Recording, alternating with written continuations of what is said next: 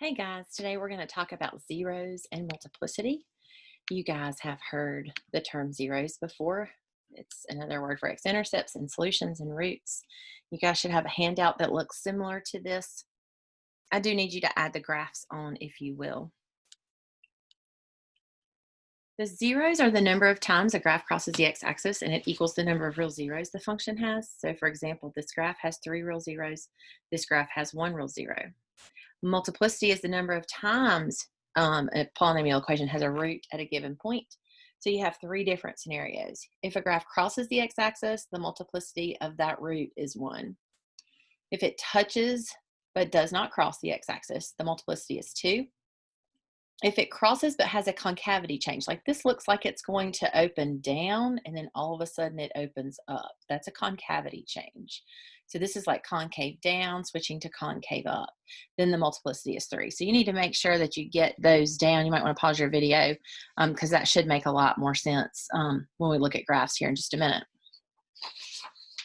The multiplicity in an equation, first of all, you find the zeros x, 3, and -1. This x has an exponent of 1, so it crosses on the graph. 3 has an exponent of 1, so it crosses on the graph. -1 has an exponent of 2, so it touches the graph. No 3s in that particular one.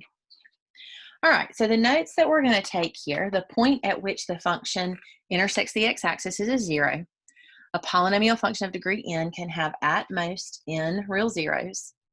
An even degree polynomial has an even number of zeros or no zeros, and an odd degree has an odd number. And we've kind of gone over all that. So we're going to graph these functions here and put them on our paper and then name our zeros. So x to the third plus x squared minus 2x, and we're going to go ahead and put a 0 in for y2. So we're crossing the x-axis at -2, 0, and 1, and we're just going to sketch our graph, which looks something like that. So our x values are -2, 0, and 1. That 0 is in y2 just in case we need it to trace. All right, we're going to type in the next problem and graph. Excuse me. So for this one, you can also see that you touch or cross the x-axis at -1, 1. And let me make sure I type that in right. Negative x to the fourth plus 4x cubed minus 2x squared minus 4x plus 3. Okay. And it's also going to touch at, it looks like 3. So -1, 1, and 3. And so we're going to go up and then touch and then go up and then touch. And of course, those are not going to be perfect. The linear factors of a polynomial reveal its zeros. Linear factors can be found by writing the polynomial in factored form. So looking at problem number 3, you should see that we can take an x out. So we're going to start there. So x times x squared minus 2x minus 15. And what multiplies to give us -15 and combines to give us -2? X minus 5 and x plus 3. So setting each one of those equal to 0 gives me 0, 5, and -3. Taking a look at the back, the multiplicity of a 0 is equal to the number of times its corresponding linear factor occurs. Again, we're going to take out a GCF of x, and we get x squared minus 6x plus 9, which is x times x minus 3 squared. Zeros and their multiplicity, x equals 0 with a multiplicity equal to 1. Don't put lowercase m because that's slope. So make sure you write out or abbreviate multiplicity. And then x equals 3 has a multiplicity equal to 2. So we're going to graph.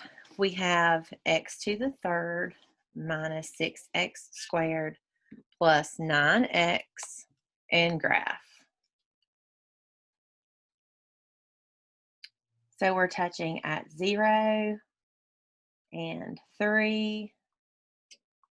And our graph looks something like this. So we should see that we cross. If the multiplicity is odd, the graph crosses at that 0. If multiplicity is even, it's going to touch.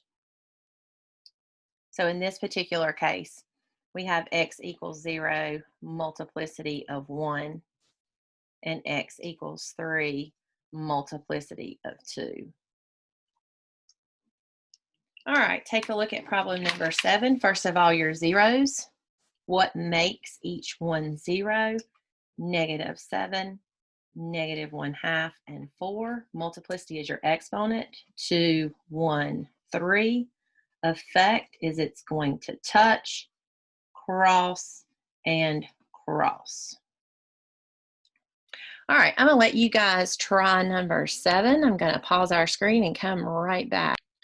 All right, let's see if you got the right answer here. You had to factor and get x squared times x minus 4 times x plus 2, which told you that 0, 4, and -2 are your zeros. 0 has a multiplicity of 2, so it will touch. 4 has a multiplicity of 1, so it will cross. -2 has a multiplicity of 1, so it will cross. A polynomial function has a 0 at -6. So if it has a 0 at -6, that's the function x plus 6 with a multiplicity of 2, and has a function or a 0 of 2 with a multiplicity of 1. So to write this in standard form, we just multiply it all out. So x squared plus 12x plus 36 times x minus 2. So that's going to be x cubed minus 2x squared, 12x squared minus 24x, and 36x minus 72. And combine all your terms and you get x cubed plus 10x squared plus 12x minus 72 is your function.